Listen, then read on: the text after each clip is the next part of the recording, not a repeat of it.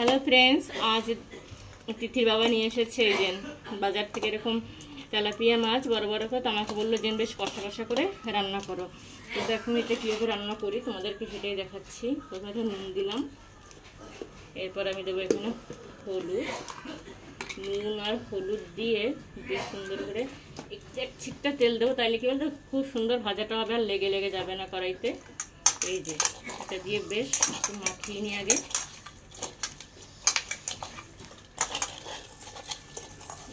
মাছগুলো বেশ সুন্দর করে মাখিয়ে নিলাম। এবার এটা কিন্তু আমি কড়া কড়া করে ভাজবো প্রথমে, আর তেলাপিয়া মাছ তো একটু না ভাজলে ভালো লাগে না।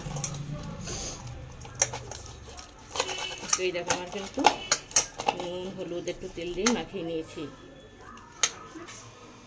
তো ফ্রেন্ডস এই হচ্ছে দেখো, এবার মাছটা একটু আমি ভেজে নেব কিন্তু প্রথমে।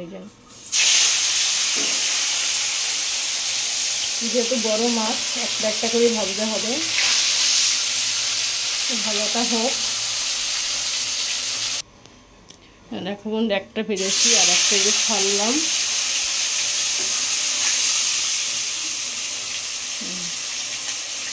একটা জাস্ট ভেজে তুলে রেখেছি, আর একটা ছেড়েছি, আর একটা বাকি আছে। তিনটে আমি ভালো করে আগে ভেজে নেব।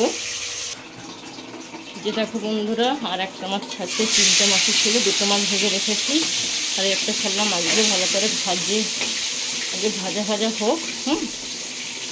একটা হচ্ছে আর দুটো তুলে রেখেছি। আমারগুলো মাছ এটাও ভাজা হয়ে গেছে। এবার আমি হচ্ছে গিয়ে দেবো শোন আর কি মাছটা রান্না করার জন্য। কীভাবে মাছটা আমার হাজবেন্ড বলেছে কি বলেছে, একটু কষা কষা খাবে আর কি, ভাজা ভাজা। তো ভাজাটা অন্যরকম করে করছি। তেমন দিয়ে দিলাম কালো জিরা ফোড়ন। কালো জিরা ফোড়নে দিয়ে দিলাম। কালো জিরাটা একটু হয়ে যাচ্ছে, এবার দিয়ে দিলাম মধ্যে কুচানো পেঁয়াজ।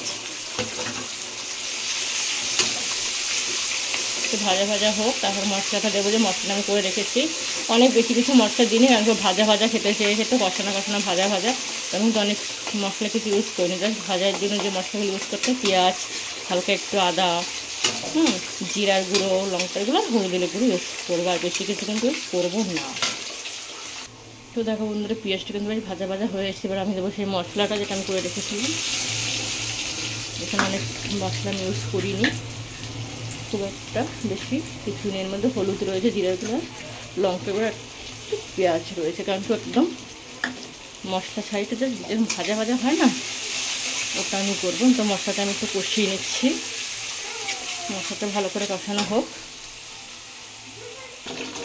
তো দেখো বন্ধু, আমার কিন্তু মশলাটা কষানো হয়ে গেছে, একদম তেল ছেড়ে দিয়েছে মশলা দিয়ে। আর কিন্তু বেশি কষাবে, আমি এক ছিটটা জল দিয়ে দেবো। আর কি মাছটা পুরো একদম ভাজা ভাজা হবে। জলটা আমি একদম পুরো যেটা দেবো শুকিয়ে নেব। মধ্যে লবণ ইউজ করেছিলাম, আবার একটু লবণ দিয়ে দিলাম স্বাদ মতো। এর আগে আমি যদি লবণ ইউজ করেছিলাম একবার,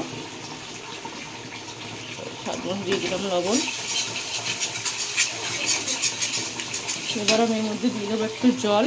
জলটা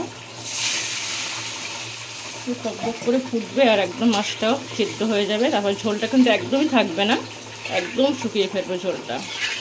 তো ফুটলে এর মধ্যে আমি যে ছেদেও ভাজা মাছগুলো, এখানে মাছ ভাজাগুলো করে রেখেছি, ঝোলটা এবার ফোটার জন্য একটু অপেক্ষা করি।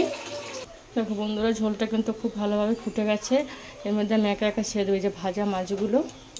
যেহেতু ঝোলটা একটু বেশি দিয়েছি ফোটানোর জন্য, কারণ কি মাছগুলো অনেক বড় বড়, আর যাতে ভালো করে সিদ্ধ হয়ে যায় তার জন্য আমি একটু ঝোলটা বেশি দিয়েছি। কিন্তু ঝোলটা একদমই থাকবে না, পুরো শুকিয়ে ফেলবো। একদম পুরো শুকনো শুকনো হয়ে যাবে, একদম ভাজার মতন। তো মাছটা সিদ্ধ, এই জন্য আমি ঝোলটা দিয়েছি একটু বেশি করে। তো ঝোলটা টানুক, তোমাদেরকে দেখাচ্ছি আবার। যে দেখো বন্ধুরা, মাছটা সেই জল দিয়েছিলাম সিদ্ধ হওয়ার জন্য ভালোভাবে। তো মাছটা কিন্তু পুরোপুরি সিদ্ধ হয়ে গেছে, একদম তেল ছেড়ে দিয়েছি। এবার আমি প্লেটটার মধ্যে তুলে ডেকোরেশন করবো, তোমাদেরকে দেখাচ্ছি। তো দেখো ফ্রেন্ডস, আমি কিন্তু ফাইনালি ডেকোরেশন করে ফেলেছি মাছগুলোর। এই যে মাছগুলো কড়াই থেকে তুলে এরকম করে সাজিয়ে নিয়েছি। এবার হচ্ছে গিয়ে খাবার পালা। তো তোমরা দেখলে, তোমরা এরকম চাইলে কিন্তু বানিয়ে খেতে পারবে। তো দেখো, আমরা এখন খাওয়া দাওয়া করবো। ভিডিওটা অনেক বড় হয়ে যাবে, তাই খাওয়ার ভিডিওটা দিচ্ছি না। টাটা, নেক্সট কোনো ভিডিওতে দেখা হবে। কেমন লাগে কমেন্টস করে জানিও, রান্নাটা কেমন হয়েছে।